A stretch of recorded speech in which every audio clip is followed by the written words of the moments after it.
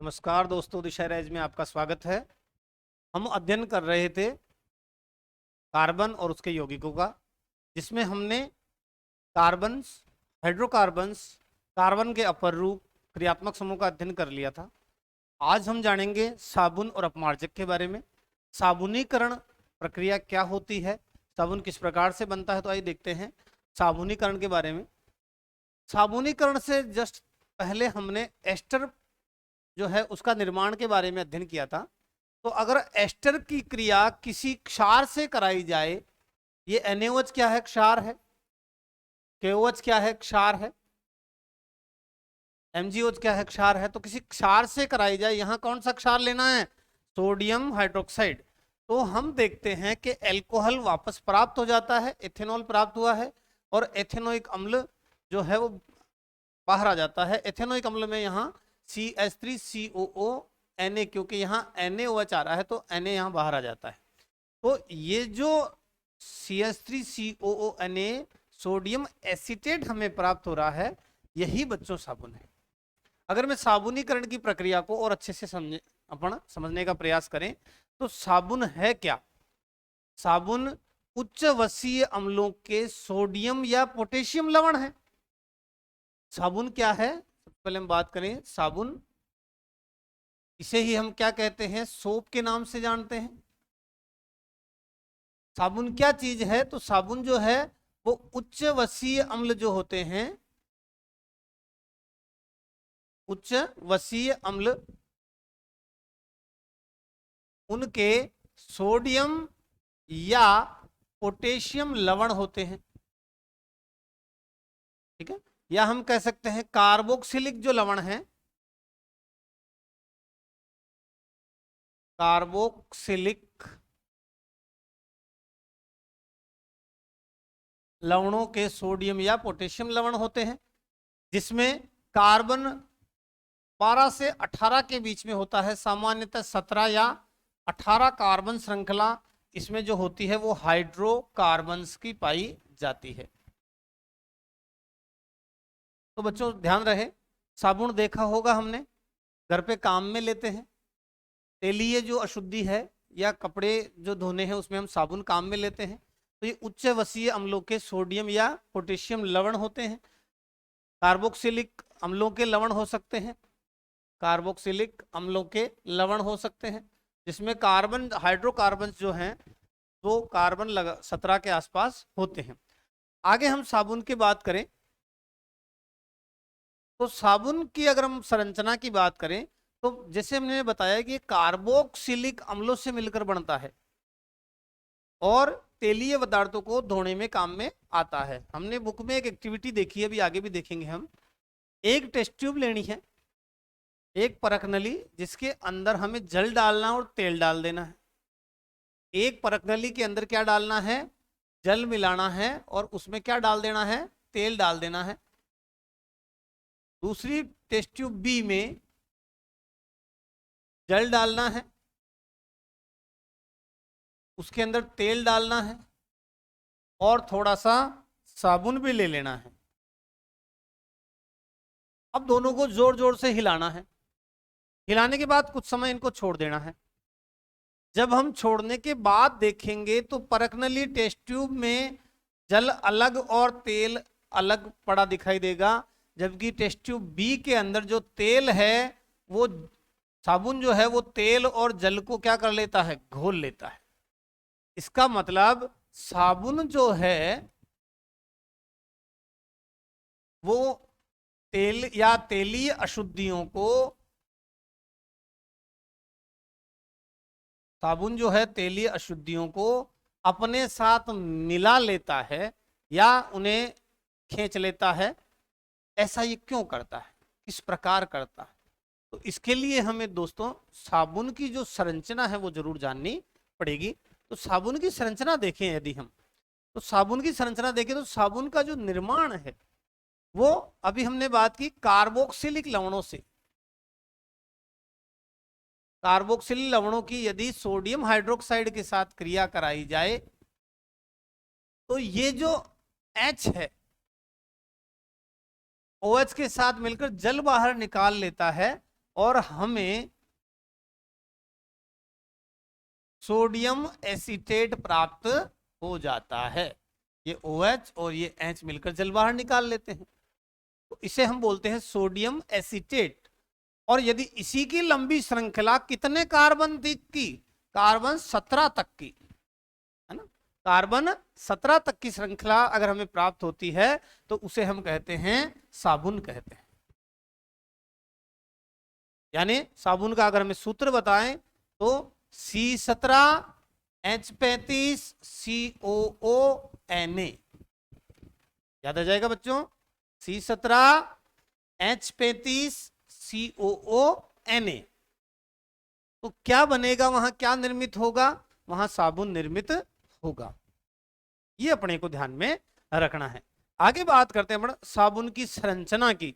तो जब हम साबुन की संरचना की बात करते हैं तो वहां पर दो हमारे को भाग दिखाई देते हैं साबुन में। एक भाग होता है आयनित भाग और एक होता है अनआयनित भाग। यदि मैं साबुन की संरचना बनाऊं तो ये इस तरह की जिगजैग की संरचना हम बना सकते हैं, जहां अंत में अपने को COONA याद रह जाएगा। ये साबुन का आयनित भाग हो गया,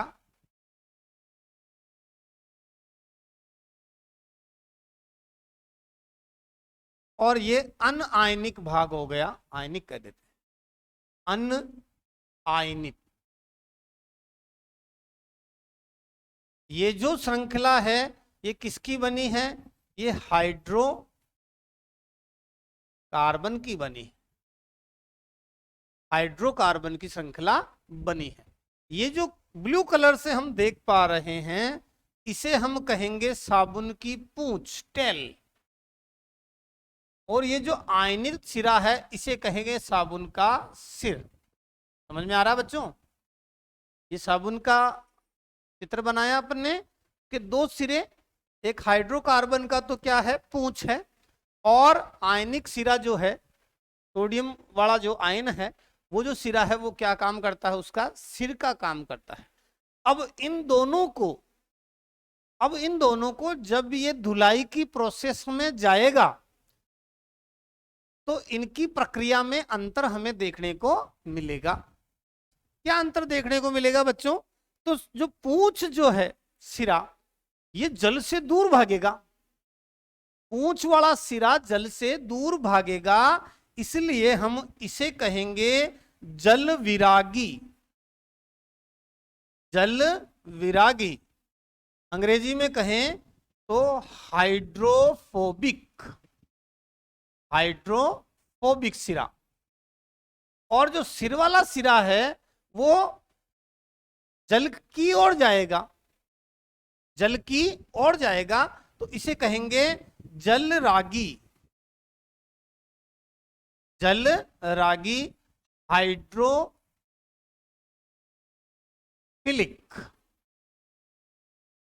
दो सिरे हमारे को स्पष्ट साबुन में दिखाई दे रहे हैं, एक अनआयनित सिरा, दूसरा आयनित सिरा। एक हाइड्रोकार्बन का है, दूसरा आयनों से बना है। एक इसका सिरा जो है वो पूंछ है, एक सिर है, सिर जो है वो जल की ओर जाती है इसलिए जल रागी, पूंछ जो है वो जल के विपरीत दिशा में जाती है इसलिए इसे जल विरागी कहते हैं। ये हुई साबुन की संरचना। समझ में आई होगी बच्चों? अब जब ये तो वह साबुन की संरचना की बात करें पर स्ट्रक्चर, संरचना, दो हिस्से सिर और पूंछ। जब ये साबुन पानी में घोला जाता है, जब इस साबुन को किसमें घोला जाता है, पानी में घोला जाता है, तो ये साबुन किस तरह अपनी प्रकृति प्रदर्शित करता है। तो जल की तरफ हमेशा कौन सा सिरा रहेगा, जो जल को पसंद करता है। जल की तरफ कौन सा सिरा रहेगा, जो जल को पसंद करता है, यानी जल रागी सिरा रहेगा। तो यहां जल रागी सिरा बताओ मुझे, सिर है या पूंछ है? तो जल रागी जो सिरा है वो क्या है, सिर है। तो साबुन की तरफ उसका क्या रहेगा, सिर रहेगा, और पूंछ जो है वो बाहर की ओर रहती है जब हम साबुन को जल में घोलते हैं। वही बात, साबुन की ओर जल, बाहर की ओर पूंछ। बाहर की ओर पूंछ।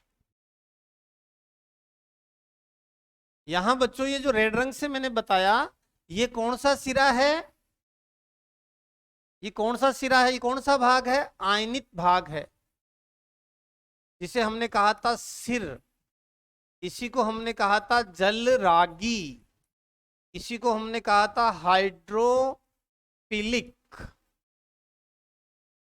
समझ में आ रहा बच्चों? और जो ये जो सिरा है ये अन आयनिक,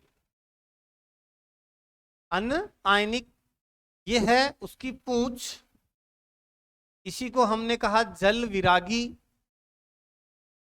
और इसी को हमने कहा आयनिक, अन आयनिक या सोडियम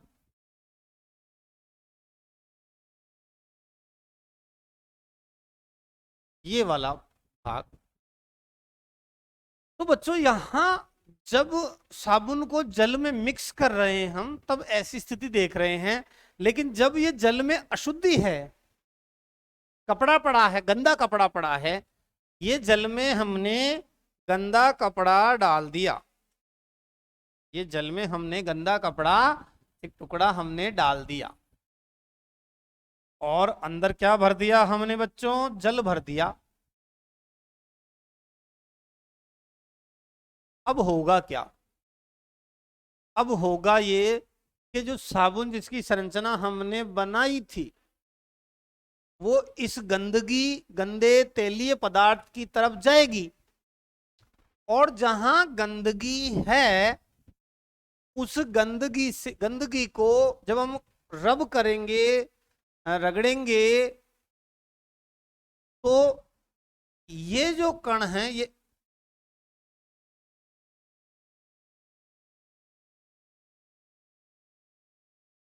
तो ये जो कण है ये इस तरह,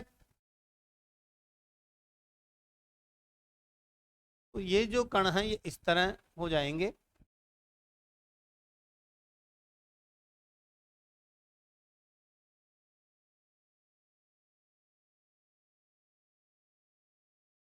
तो अब यहां पर एक ऐसी स्ट्रक्चर बन गई है बच्चों, ये गंदगी है,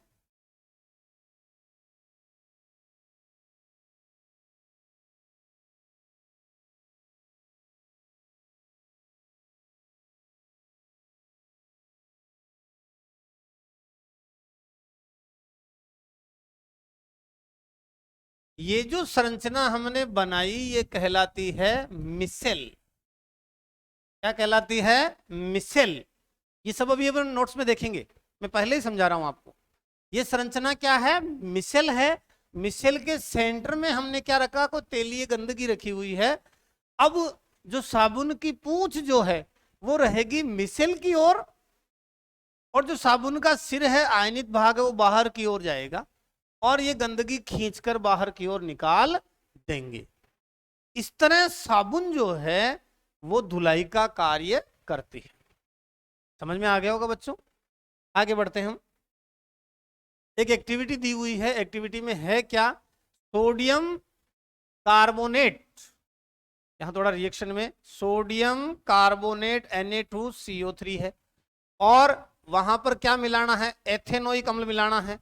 हम सारे सूत्र देख चुके हैं बच्चों, CH3COOH एथेनोइक अम्ल का सूत्र है।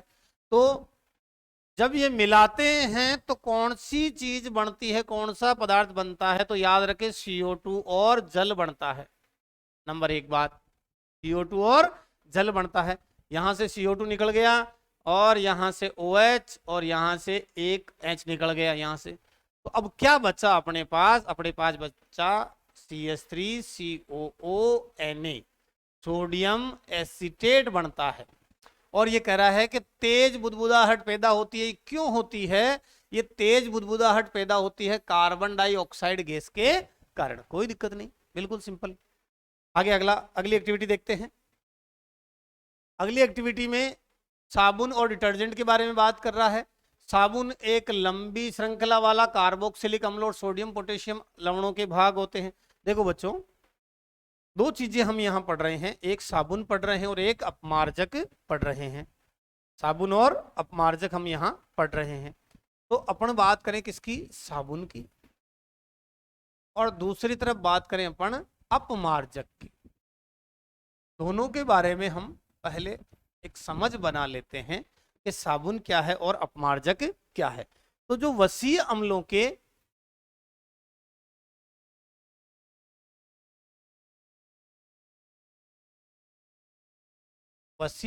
के सोडियम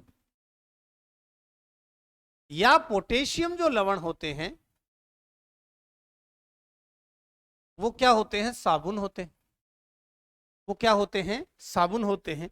जबकि अपमार्जक जो है वो सल्फोनेट लवण होते हैं। कैसे लवण होते हैं, सल्फोनेट लवण होते हैं। तो सल्फोनिक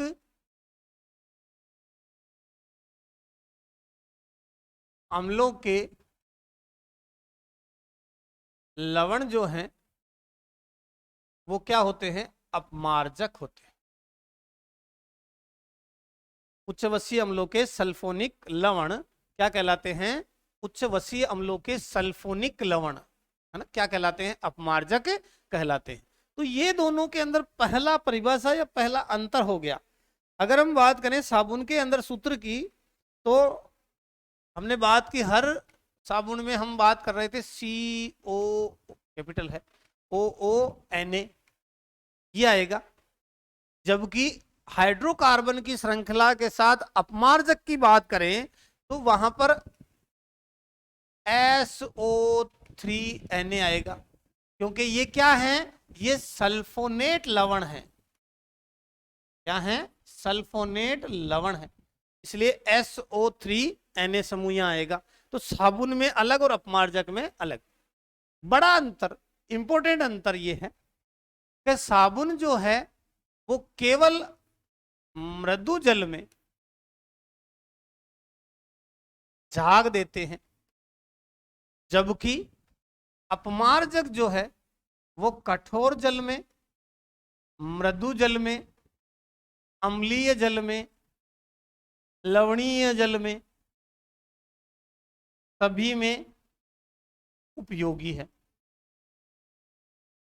बिल्कुल समझ में आ गई होगी। साबुन जो है वो मृदु जल में झाग देते हैं, कठोर जल में साबुन का उपयोग नहीं किया जा सकता या नहीं उपयोगी है, झाग नहीं देते हैं। अगर और यूज की बात करें तो साबुन जो है वो जैव अपघटनीय होता है, जैव अपघटनीय होता है। जबकि अपमार्जक जो है वो जैव अन अपघटनीय होता है।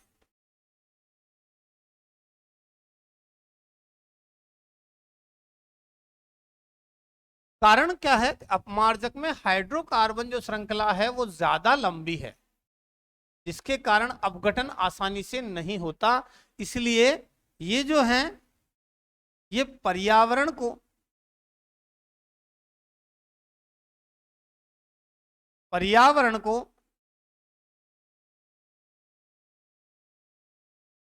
अधिक हानि नहीं पहुंचाते,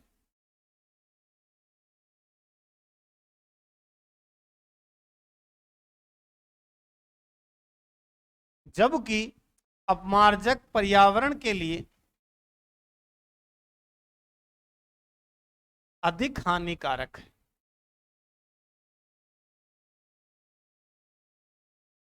अधिक हानिकारक है। आगे हम बात करें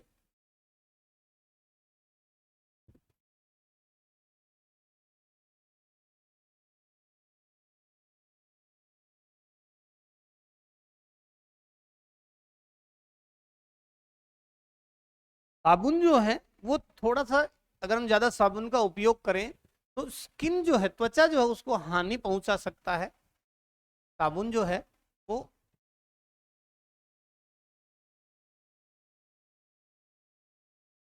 त्वचा के लिए, कितने हो गए, 6 5 अंतर कर लिए अपन ने, 5 अंतर कर लिए अपन ने। छठा, साबुन जो है वो त्वचा के लिए हानिकारक हो सकता है, जबकि अपमार्जक जो है वो त्वचा के लिए कम हानिकारक है।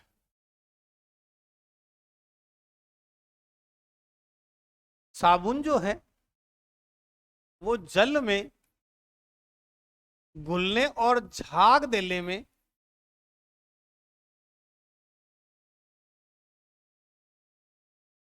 समय लेता है।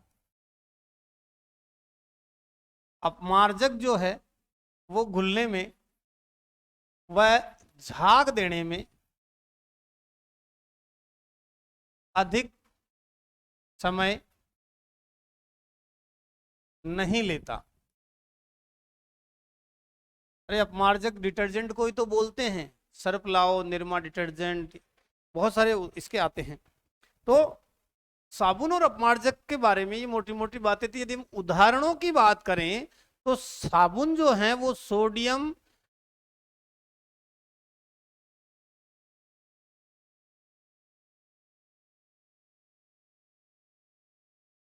पामेट, सोडियम के लवण हो सकते हैं। से बहुत सारे उदाहरण ले सकते हैं।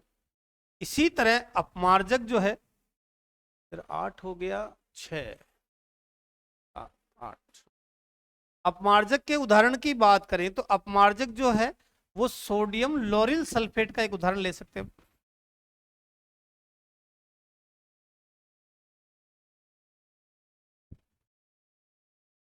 तो इस प्रकार हम साबुन और अपमार्जक में अंतर और इनकी समझ बना सकते हैं। साबुन जो है हम देखते हैं, अगर मुलायम है तो उसमें किसका प्रयोग होता है, पोटेशियम का। कठोर है तो उसमें किसका उपयोग होता है, सोडियम का उपयोग होता है। साबुन जो है वो सफेद दिखाई देता है। आगे देखते हैं। एक और एक्टिविटी दी हुई है, अलग अलग प्रक्रियाओं में 10 ml आसुत जल, वर्षा जल और कठोर जल लेना है। दोनों के अंदर साबुन को घोलना है। साबुन किस में घुलेगा और किस में नहीं घुलेगा हमने अंतर पढ़ लिया है। तो कठोर जल के अंदर जो साबुन जो है, कठोर जल में नहीं घुलता साबुन, ठीक है। जबकि आसुत जल के अंदर साबुन जो है वो झाग दे देता है और सफेद अवक्षेप पैदा करता है।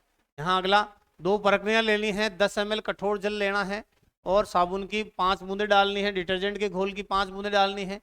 दोनों को हिलाना है। कहाँ पर झाग मिलेगा और कहाँ पर झाग नहीं मिलेगा। जल कैसा लिया, कठोर लिया, तो कठोर जल में झाग कौन देगा, अपन ने अंतर पढ़ा है। डिटर्जेंट कठोर जल में झाग दे देगा। आगे मिसेल क्या है, जब साबुन जल की सतह पर होता है तो इसके अणु इस प्रकार व्यवस्थित कर लेते हैं कि जो आणविक सिरा है वो जल के अंदर हो और हाइड्रोकार्बन पूंछ जल के बाहर हो और तेल को अपने केंद्र में एकत्रित कर ले। ऐसे अणुओं का बड़ा समूह बनने के कारण इसे ही मिसेल कहते हैं। मिसेल की स्ट्रक्चर हमने पढ़ी थी।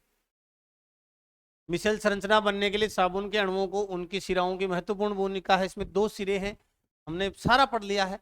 जल रागी, जिसे हमने क्या नाम दिया था, हमने नाम दिया था बच्चों, वापस याद करें, वापस याद करें बच्चों, बिल्कुल हमने याद करें क्या पढ़ा था हमने। ये रहा, जल रागी सिरा किसे बोलते हैं, जल रागी सिरा बोलते हैं हाइड्रोफिलिक को, और जल विरागी सिरा हाइड्रोफोबिक को। अनआयनिक, हाइड्रोकार्बन और पूंछ, बिल्कुल हमने सारा पढ़ लिया है। तो इसको वापस देखते हैं। यहाँ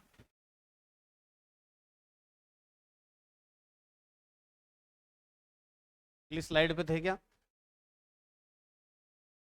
तो जल रागी और जल विरागी दोनों सिरे हमने देख लिए हैं। साबुन के अणु के 2 सिरे में से एक सिरा जो जल में घुलता है, इसीलिए इसे क्या कहते हैं, हाइड्रोफिलिक, और जल विरागी को कहते हैं हाइड्रोफोबिक। फोबिया यानी डर, जल से डर लगता है भाई, है ना। जल रागी सिरा ये सोडियम वाला है, जल विरागी सिरा ये पूंछ है, इसे कहते हैं सिर, इसे कहेंगे पूंछ। ये सारा अपन पढ़ चुके हैं बिल्कुल आसानी से। जल रागी और जल विरागी सिरे में अंतर ये भी हम देख चुके हैं। जल में विलय होता है, सिरा होता है आयनिक, बाहर की ओर जल में घुला होता है। जल विरागी सिरा जल में विलय नहीं होता, विराग है, जल से विराग लिया है। यह मिसेल की संरचना में अंदर के हिस्से में तेलीय भाग की ओर होता है।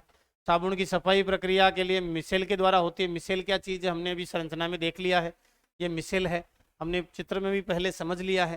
साबुन के अणुओं की आयनिक सिरा जल में रहता है, दूसरा तेलीय पूंछ रचना का निर्माण करता है। मिसेल के रूप में साबुन स्वच्छ करने के रूप में सक्षम होता है। तेलीय मेल मिसेल के केंद्र में एकत्रित हो जाते हैं। हमने सारा समझ लिया, हमने सारा समझ लिया है, आपको समझ में आ रहा होगा। जब तेलीय मेल जो है वो मिसेल के केंद्र में एकत्रित हो जाता है, हमने बात की थी ऐसे गंदगी की, और फिर बात की थी इस तरह की और बाहर की ओर, ये हमने बात की थी। ये क्या बना, मिसेल बना। जब इसको रगड़ेंगे तो गंदगी बाहर की ओर आ जाएगी, है ना।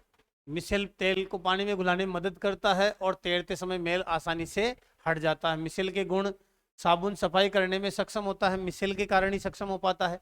मिसेल कोलाइडल के रूप में बना रहता है, ये आयन विकर्षण के कारण अवक्षेपित नहीं हो पाता। साबुन के मिसेल प्रकाश को प्रकीर्णित कर सकते हैं। मिसेल मेल को पानी में घुलाने में मदद करता है। साबुन कठोर जल के साथ झाग नहीं बनाता। ये एक बार बार अपने शब्दावली आती है, कठोर जल और मृदु जल। तो ये कठोर जल क्या होता है? कठोर जल जो है,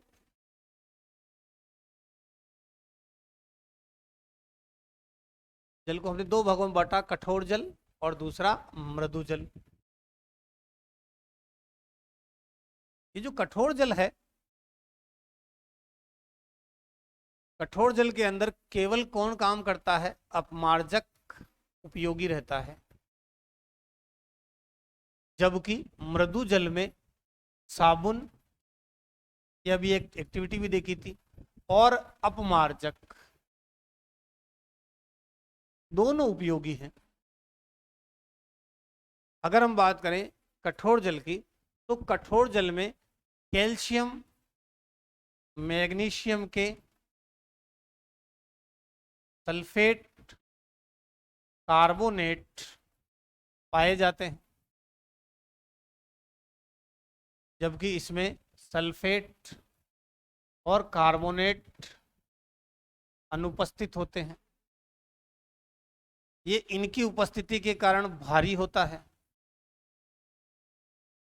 ये हल्का होता है।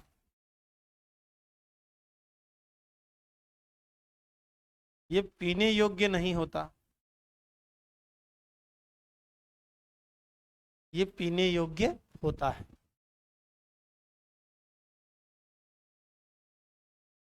तो इस प्रकार हम कठोर जल और मृदु जल के बारे में देख सकते हैं। कठोर जल को अगर उबालेंगे, कठोर जल को यदि उबालेंगे तो उबालने पर परत बन जाती है। परत किसकी बनती है? जो कार्बोनेट और सल्फोनेट हैं, इन परत बन जाती है। ये लवणों की परत बनती है, लवणों की परत बन जाती है। जबकि मृदु जल को उबालने पर लवणों की परत नहीं बनती, लवणों की परत जो है वो नहीं बनती। ये आपको कठोर जल और मृदु जल में अंतर है। घर पे भी अपन इनको अंतर ट्राई कर सकते हैं। अपने क्षेत्र ऐसा है कि हमें कहीं कठोर जल और जो नल का पानी आता है हमारे बिशलपुर से, वो मृदु जल के रूप में आता है। यहाँ कुछ प्रश्न दिए हुए हैं। साबुन और अपमार्जक के बारे में हमने अंतर देख लिया है। साबुन लंबी श्रृंखला वाला कार्बोक्सिलिक अम्लों के सोडियम और पोटेशियम लवण है। हमने यहाँ पर शब्द वसीय अम्ल काम में लिया है। एक ही बात है, कितने कार्बन रहेंगे बेटा? 17, है ना। 12 से 17 के बीच में। सामान्यतः क्या सही करना है? 17 सही करना है। कठोर जल में प्रभावी नहीं है, कौन नहीं है? साबुन नहीं है, इसलिए झाग नहीं बनाता। सफाई प्रक्रिया में मिशेल का निर्माण होता है, जल की कठोरता को बढ़ा देता है। अपमार्जक लंबी कार्बोक्सिलिक अम्ल श्रृंखला के अमोनियम और सल्फोनेट लवण होते हैं, अभी हमने पढ़ा। कठोर जल में भी काम करता है, मिशेल का निर्माण नहीं होता, जल की कठोरता को कम करता है। यदि आप डिटर्जेंट के प्रयोग से जांच सकेंगे कि जल कठोर है या नहीं। अरे भाई, डिटर्जेंट से कैसे पता लगाएंगे? डिटर्जेंट से कैसे पता लगाएंगे जल कठोर है या नहीं है? क्योंकि डिटर्जेंट तो कठोर जल में भी काम में आ रहा है और मृदु जल में भी काम में आ रहा है। तो ये पता लगाना संभव नहीं है कि जल पानी कठोर है या नहीं, क्योंकि डिटर्जेंट जो है वो कार्बोक्सिलिक एसिड का अमोनियम और सल्फोनेट लवण है। डिटर्जेंट जो है वो कार्बोक्सिलिक अम्लों का अमोनियम और सल्फोनेट लवण है।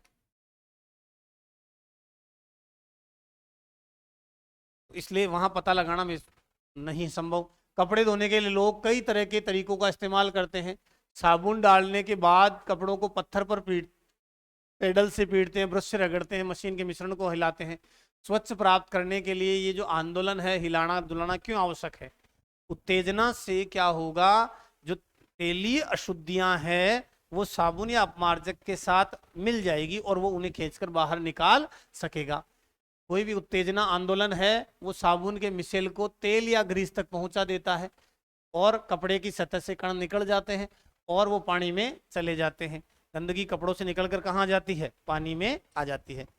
तो जीवन में जैसे साबुन हमारे कपड़ों की गंदगी साफ करता है, हमें भी हमारे मन के मेल को मिसल डाल के उसी तरह साफ करना है और जुड़े रहना है दिशा इराइज के साथ।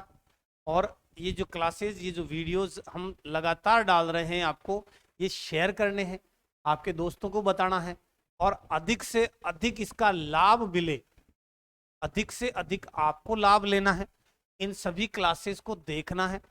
कोई एक्टिविटी कुछ समझ में नहीं आ रहा तो चैट बॉक्स में डालना है और जुड़े रहिए हमारे साथ। बहुत बहुत धन्यवाद।